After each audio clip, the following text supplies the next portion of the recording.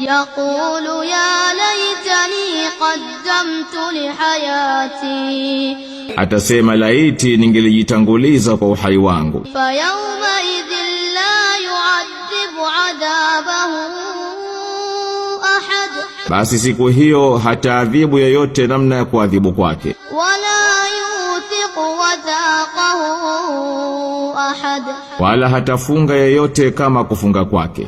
يا أيتها النفس المطمئنة Ewe nafsi iliyotua, ارجعي إلى ربك راضية مرضية rejea kwa Mola wako mlezi umeridhika na umemridhisha.